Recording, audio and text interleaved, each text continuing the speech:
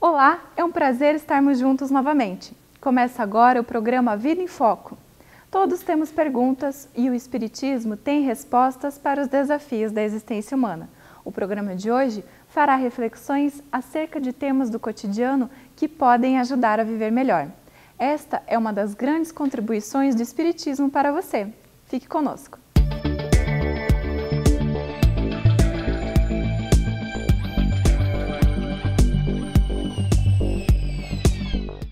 Quando se falam nas filosofias e nas ciências, a primeira dúvida que ocorre é se filosofia e ciência podem integrar uma religião.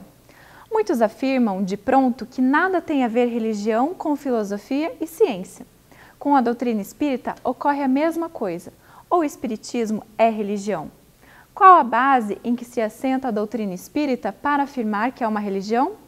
Qual o papel da ciência no espiritismo? Estas e outras perguntas serão respondidas na entrevista de hoje.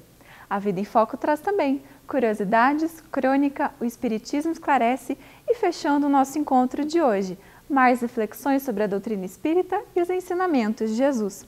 Você é o nosso convidado. Fique conosco. Confira agora a crônica da semana. A harmonia plena ainda constitui sonho distante de qualquer organização humana. Diversos fatores induzem a distintas formas de entender e viver a vida. A educação recebida no lar, as experiências profissionais e afetivas, os professores e os amigos. Todos esses elementos contribuem para a singularidade da personalidade humana. A diversidade produz riqueza. Se todos os homens pensassem do mesmo modo, o marasmo e a mesmice tomariam conta do mundo. Uma assembleia ou equipe composta de forma heterogênea possui grande potencial. Ocorre que viver em harmonia com o diferente pressupõe maturidade. Em qualquer gênero de relacionamento, é necessário respeitar o próximo, mas é preciso também manter o foco em um objetivo maior. Toda associação humana possui uma finalidade. A noção clara do objetivo que se persegue facilita a convivência. O fato de alguém discordar de suas ideias não significa que esteja contra você. A convivência humana raramente deixa de produzir algum atrito, mas é preciso saber calar a discórdia. Se o embate de ideias e posições não é ruim, a agressividade e o radicalismo sempre o são. Pense sobre as instituições que você integra e na finalidade que elas têm. É melhor afastar-se delas do que, por mesquinharia, ser causa de desestabilização e brigas. Mas o ideal mesmo é aprender a sacrificar seu interesse pessoal em prol de uma causa maior. Se uma controvérsia surge, reflita com serenidade sobre os pontos de vista envolvidos. Caso sua posição não seja defensável, abdique dela. Procure ser um elemento pacificador nos meios em que se movimenta. Certas posturas são toleráveis apenas em pessoas muito jovens. Na maturidade, a rebeldia e a vaidade sistemáticas são ridículas. Não canse seus semelhantes com posições inflexíveis e injustificadas. Aprenda a ceder e a compatibilizar, quando isso não comprometer sua ética.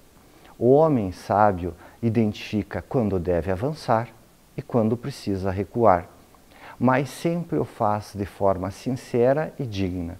De nada adianta afetar a concordância e semear a discórdia nos bastidores. A dissimulação e a intriga são indignas de uma pessoa honrada.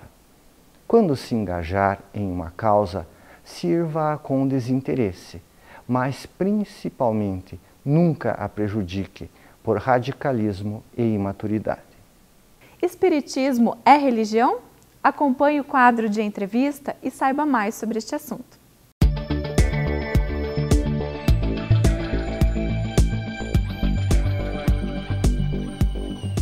Olá, que bom que você está conosco. Seja muito bem-vindo, seja muito bem-vinda.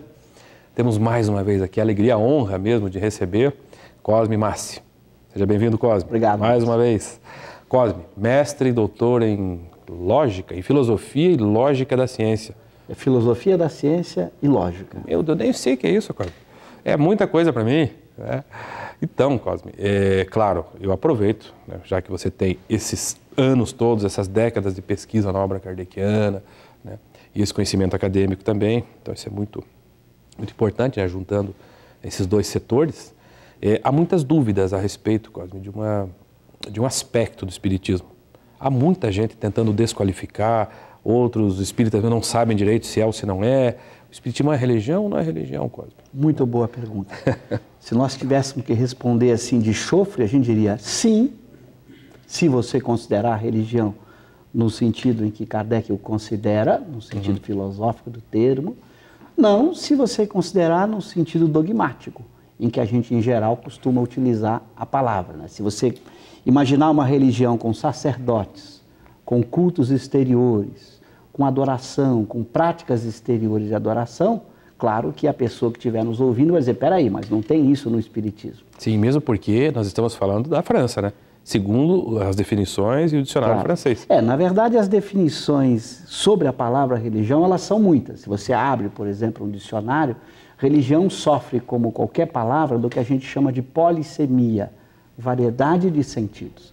Então, se você pega um dicionário, pega a palavra amor, a palavra ódio, a palavra casa, eu às vezes brinco, pega a palavra cabo. Nossa, né?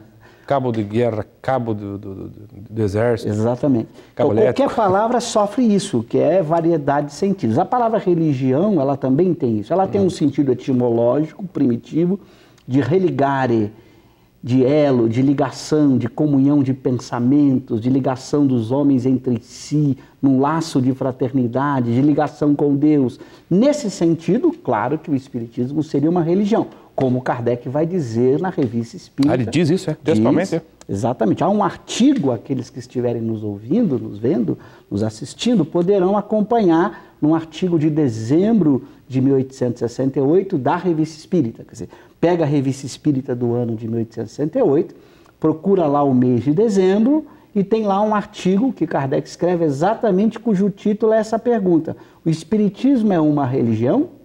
E ele vai responder nesse duplo sentido que estamos colocando aqui. Se você pega o sentido dogmático, que em geral a religião apresenta, claro que não, porque nós não temos dogmas, não temos cultos exteriores de adoração. Não tem nem sacerdócio, não nada? tem hierarquia sacerdotal. Então, nesse sentido, diz Kardec, é claro que não é. Agora, se você usa o sentido etimológico primitivo de religare, de comunhão de pensamentos, de ideias, de união entre as pessoas numa prática da caridade, e ele vai dizer que esse elo que deve unir os espíritos é exatamente a caridade, esse amor ao próximo, esse amor a Deus, claro que nesse sentido o Espiritismo é uma religião. E veja, no Brasil, na formação mesmo da cultura espírita, há dúvidas, houve muitas divergências, movimentos que se criaram até para dizer que não, nós não somos religião. Tentando negar esse aspecto religioso. A que se deve isso? Eu acho que é muito mais brigas por palavras. Quer dizer, Kardec tem uma observação importante no começo de O Livro dos Espíritos. Logo no primeiro parágrafo da introdução, ele diz que a gente deve evitar as confusões inerentes à variedade de sentido das palavras. As pessoas deveriam se preocupar muito mais com o que está por trás das palavras, as ideias, os conceitos, do que ficar brigando por palavras. Então, se você perguntasse, por exemplo, a alguém que negasse que o Espiritismo é uma religião e o ouvisse, provavelmente ele estava querendo negar a ideia de ter dogmas, de ter sacerdotes. É claro que o Espiritismo não tem dogmas, não tem sacerdotes. Por outro lado, essa pessoa estava combatendo a religião, a palavra, muito preocupado com a palavra. De fato, ela devia se preocupar com a ideia, porque a palavra, como ela é polissêmica, você pode usar a palavra religião desde que você explique, diga, olha, estou usando religião no sentido de comunhão de pensamentos, de ideias, de ligação do homem com Deus, de ligação dos homens entre si. Então, nesse sentido que Kardec chama filosófico, é claro que eu posso usar a palavra. Então, veja que as pessoas, ao invés de se preocuparem com as ideias, ficam brigando por palavras, o que é uma contradição. Porque se eu vou discutir com você, ou brigar com você por conta de uma palavra, eu já estou faltando com um princípio fundamental do Espiritismo, que é a caridade. Onde é que está a caridade nessa história? E Kardec vai dizer, a caridade é o grande elo de ligação entre os espíritas. Porque é um elo que une o espírita não só entre si, mas com toda a humanidade. Quer dizer, a caridade é um compromisso nosso para com qualquer ser humano. Daria para dizer assim, Cosme, arriscando uma hipótese, que as pessoas evitaram, em dado momento, utilizar, né, a palavra religião para caracterizar o espiritismo, até por medo dela ser contaminada, dela sofrer essa distorção? Exatamente. Uma defesa mesmo. Exatamente. Nesse artigo que eu citei de Allan Kardec, ele diz exatamente assim, tem um parágrafo em que ele afirma, eu não usei a palavra religião, exatamente porque quando a palavra religião era usada, todo mundo pensava nas adorações exteriores, nos sacerdotes, nos cultos exteriores, nos dogmas. Então haveria uma confusão. Se eu usasse de início a palavra, a pessoa poderia me cobrar, mas cadê o sacerdote desta religião? Cadê os dogmas? Onde estão as práticas exteriores? Então ele vai dizer nesse artigo que ele evitou usar essa palavra, porque esse sentido dogmático da palavra religião é o sentido mais comum.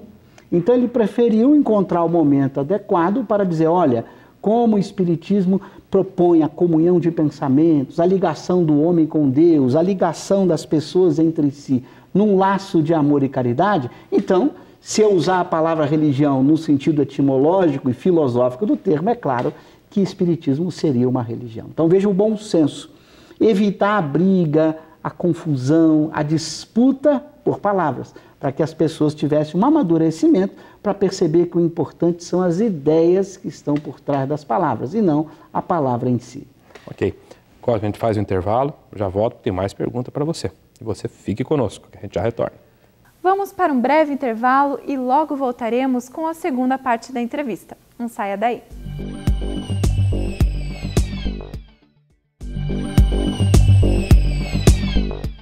Voltamos com o segundo bloco da entrevista. O tema de hoje é Espiritismo é religião?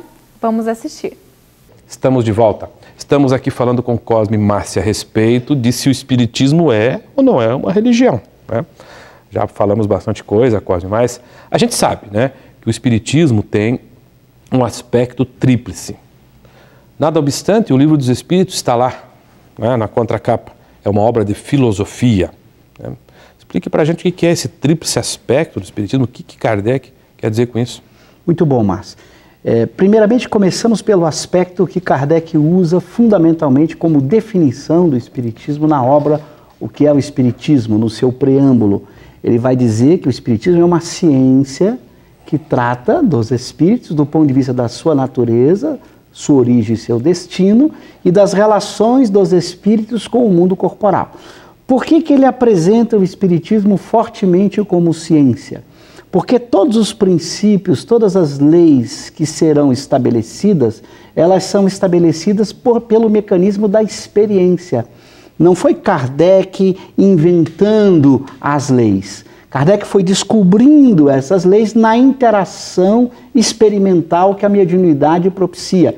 Então, para saber, por exemplo, que os espíritos encarnam, ele não pensou isso. Isso surgiu naturalmente das experiências mediúnicas, de que nós somos apenas as almas dos que morreram. Quer dizer, os espíritos são apenas as almas dos que morreram. Então, nesse momento, ele vai construindo todas as leis, utilizando da metodologia experimental. Daí nasce o Espiritismo como ciência. Você combina a razão, a lógica, com a experiência. Você não fica imaginando apenas como as coisas são. Você vai obtendo os resultados por essa interação com os espíritos. Então ele faz questão de dizer que você tem pela primeira vez uma ciência da alma muito bem feita. Quer dizer, uma ciência sobre o que é a alma, como ela surgiu, como ela evolui, e as leis que regulam todo o processo de vida dessa alma ou espírito. Então ele coloca muito bem, inicialmente, como uma ciência, porque tem que ser.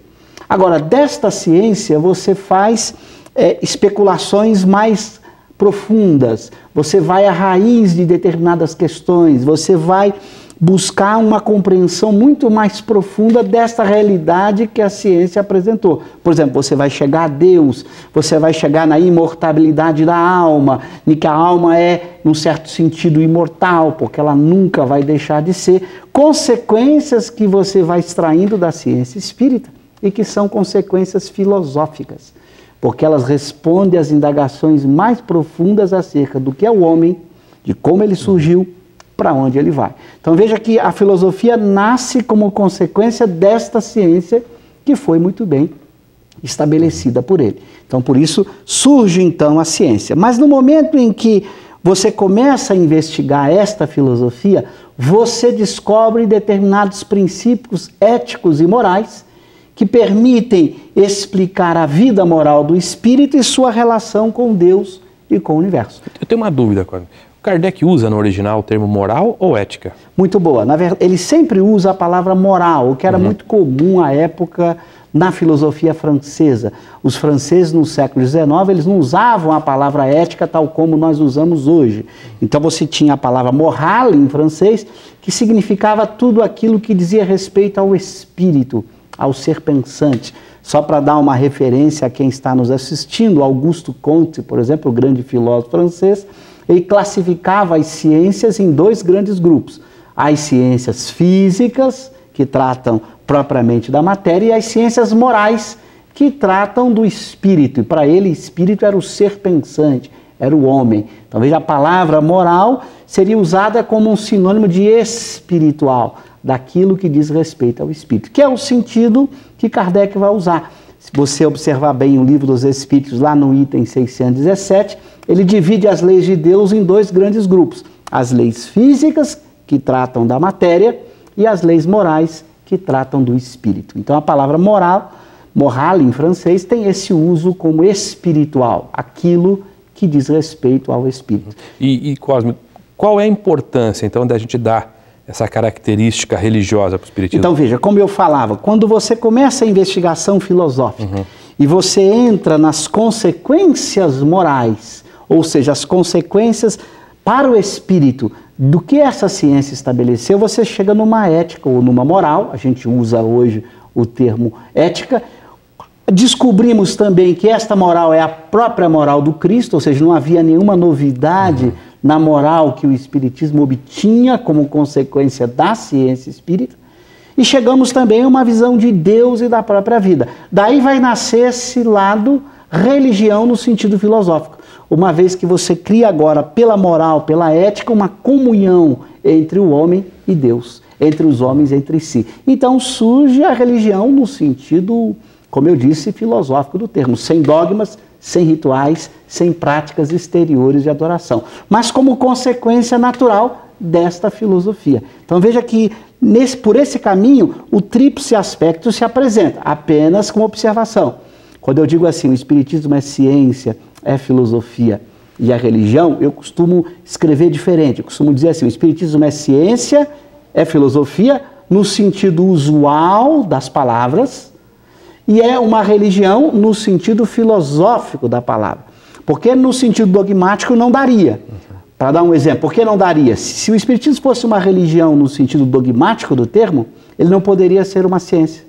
Por uma razão simples, uma religião tem dogmas, uma ciência não teria dogmas. O espiritismo não pode ser uma coisa e outra ao mesmo tempo. Mas no sentido filosófico, sim. Então ele pode ser uma ciência, porque ele não tem dogmas, e ele pode ser uma religião filosófica, porque também não há dogmas nesse sentido filosófico do termo.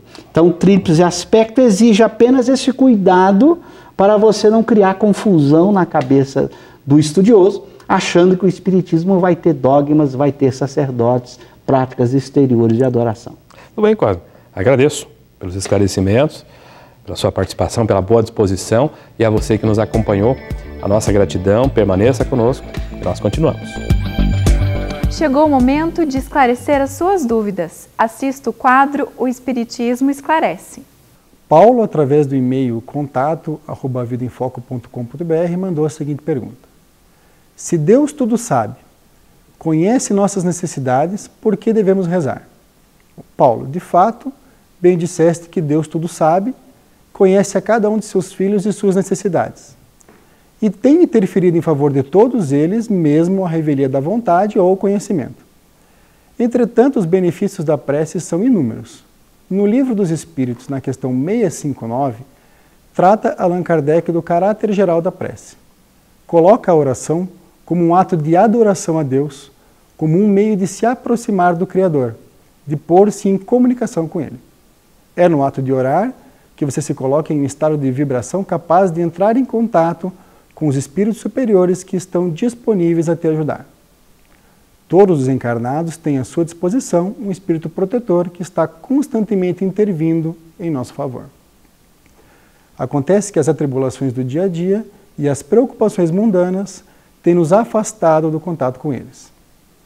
E além do benefício do contato com o divino, no momento em que se está em oração, emite-se boas energias mentais, que beneficiam aquele que ora e o ambiente como um todo, favorecendo a todos. E um outro ponto é que, orando, se dispondo a rezar, o indivíduo se vê obrigado a refletir no que realmente deseja, que para pedir, precisa saber o que se quer.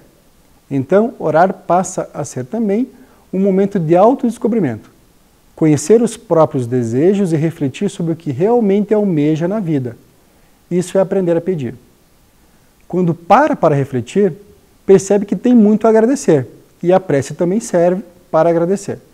Ser grato pelas bênçãos recebidas, pelos inúmeros recursos que Deus coloca em nossas mãos, agradecer pelas inúmeras desgraças que não vivemos. E mais um benefício de rezar, e não menos importante, é reconhecer Deus como Todo-Poderoso. À medida que se pede pela intervenção de Deus, reconhece-se, mesmo que inconscientemente, que é Ele que tudo pode. O que nos faz assumir uma posição mais tranquila e humilde, à medida que entregamos na mão dele aquilo que não nos cabe resolver.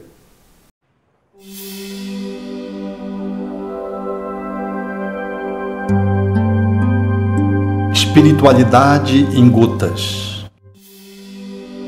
Jesus, modelo de espiritualidade. A questão 625 de O Livro dos Espíritos propõe: qual o tipo mais perfeito que Deus ofereceu aos homens para lhe servir de guia e modelo? Os Espíritos respondem com a resposta bem sintética: Jesus. Efetivamente, Jesus é a grande contribuição que Deus nos oferece como uma grande dádiva de acréscimo àquelas que estão postas no cenário da humanidade.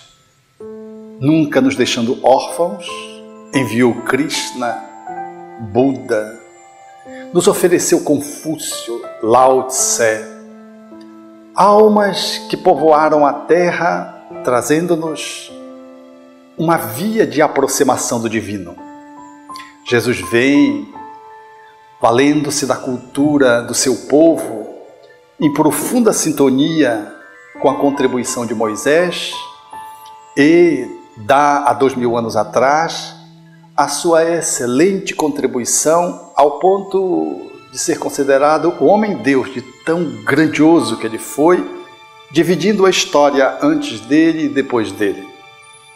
Em face de poder fazer da teoria a sua própria prática e de manter essa coerência de autoridade profunda entre aquilo que se diz e aquilo que se faz, a maior dificuldade do ser humano. Mestre dos mestres, ele sintetizou a lei divina na amorosidade, que estava proposta na sua tradição histórica. E, ao fazer isso, ele se coloca como sendo um verbo, não como um substantivo, o verbo amar. E ele faz da sua vida uma vida que se inscreve nos corações dos outros. Não falou nada sobre si mesmo que pudesse ficar documentado por ele próprio. Ele viveu e fez e ficou inscrito nas almas, que mais tarde fizeram os seus relatos nas 4 narrativas clássicas, daqueles que conviveram com ele, 2 apóstolos, e de outros que ouviram um processo de convivência com aqueles que estavam numa relação mais íntima com ele. E assim narram a história de um homem que é a história de todos os homens, que é o norte, o guia, que funciona para nós como sendo uma síntese de perfeições que podemos aspirar. Jesus é o grande hífen que nos vincula com o divino, é o grande traço que nos vincula um ao outro na descoberta da divindade através do amor do encontro. Jesus é este ser que ultrapassa todos os limites psicológicos, emocionais e éticos que a humanidade conseguiu alcançar, sem contrariar aqueles que o antecederam e que lhe sucederam. Ele continua sendo uma estrela polar, sinalizando para o viajor que caminha na Terra em busca de uma espiritualidade superior, qual o rumo no qual ele deve se exercitar.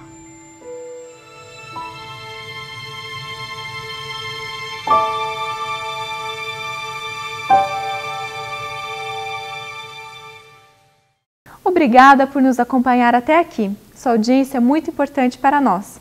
A Vida em Foco volta na semana que vem com mais novidades. Se você perdeu alguma edição anterior do programa, acesse o site www.avidaemfoco.com.br.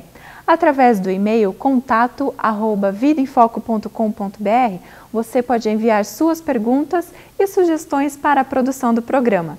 Agradecemos muito a sua companhia. Tenha uma ótima semana e até o próximo programa. Tchau!